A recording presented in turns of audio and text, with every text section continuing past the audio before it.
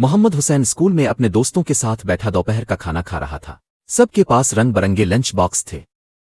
اس کا لنچ بھی مزیدار تھا، روٹی، سالن اور حلوہ۔ گھر آ کر محمد حسین خوشی سے ماں کو بتانے لگا، امی، آج تو سب نے میرے لنچ کی تعریف کی، خاص طور پر حلوے کی۔ ماں مسکرا دی لیکن چہرے پر تھکن تھی۔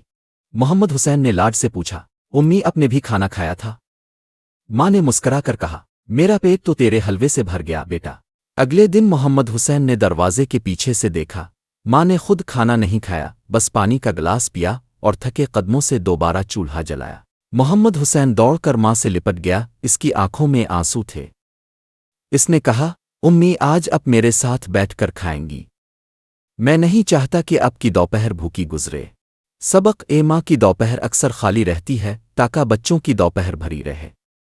ماں کبھی کچھ نہیں مانگتی لیکن سب کچھ قربان کر دیتی ہے۔ And don't forget to press the bell icon button for more interesting videos.